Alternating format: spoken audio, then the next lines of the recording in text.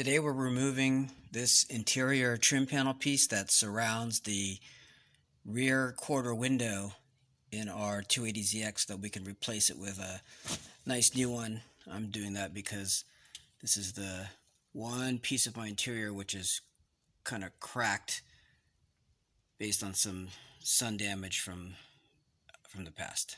We're going to work our way around the car starting on the passenger rear, removing the cover over the spare tire compartment. So one screw here, and then we'll be able to pull this out. Next we'll remove this rear trim piece. There are 4 plastic screws right here. All you need to do is turn that slot a quarter turn counterclockwise and you'll be able to pull that out.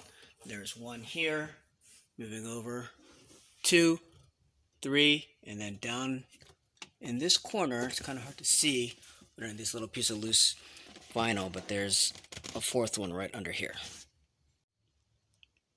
You're also going to want to remove this plastic trim piece right here, which is just held on by a couple Phillips head screws, 1 on each end, because this end is kind of blocking your ability to get out that part of the trim piece which connects to this panel.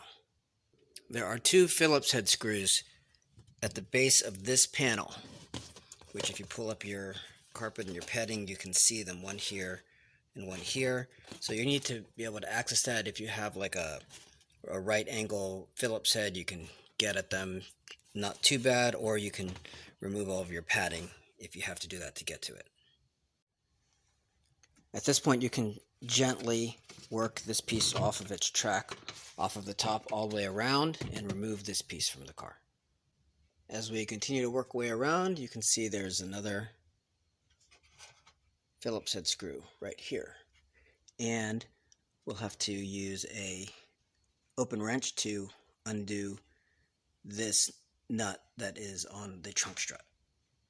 Make sure you have the trunk propped up with something, either a wooden stick, or in this case I just put my shop towels to prop this up so that as I remove the other strut, it won't just crash down. One strut is not strong enough to hold up the hatch. This piece of roof trim is covering the lip right here, so we're going to have to remove this. There are 2 little plastic caps that you'll just gently pry off, 1 on this side, and then when you follow it, 1 on the other side. So use a flathead screwdriver carefully, or a trim tool if you have it. Once you've pried off the plastic cap, you'll see it's just a Phillips head under each of these. Once you have that rear roof trim piece off, you'll be able to see this Phillips head screw, and just remove that screw next. Behind this cap is just the bolt that holds on the B-pillar trim piece outside, so you don't actually have to remove that. But we do need to remove this piece of plastic trim down here, so we're going to have to unscrew this screw down here at the bottom. As you follow this piece here, you'll see that there are a couple of plastic caps you have to pry out. So ideally you have a trim tool like this, and ideally yours doesn't have a broken tine like mine does, but you'll pry 1, 2 off of your car. This trim piece is also held in place by this screw right here, so you'll have to remove this screw all the way, and then once you've taken this piece out, you'll be able to slide this entire trim piece out of the way. These 2 trim pieces are actually attached right here, so I'm going to save this one and put it on my new piece because I like this one better. But I'm going to take it off the car first before I separate them.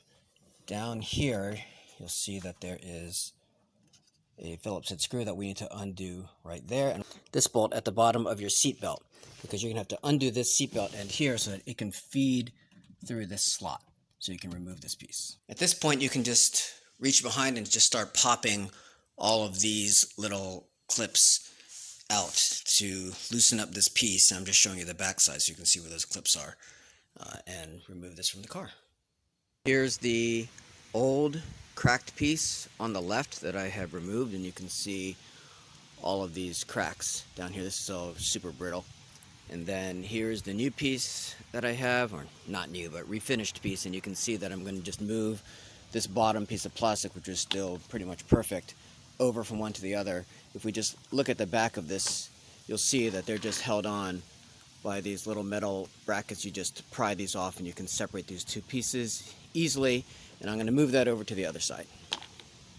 If you want to take off this last piece of trim just because you want to refinish everything or just to complete the job on the left hand side, there are just some screws all around the edge of this shock tower cover, and you can just pull the whole thing off. Just fast forwarding a bit here, I have removed basically all the interior trim pieces now. It wasn't too hard once you got to that shock tower. It just went into the other side too. But just refinished everything to get them kind of back to the factory gray using some Duplicolor adhesion promoter followed by their medium gray vinyl and fabric coating, and then some gloss coat on top of that to give it that proper sheen. So putting everything back in the car is pretty straightforward. Just going to do everything in exact reverse order of how you took them out. All right, so enjoy.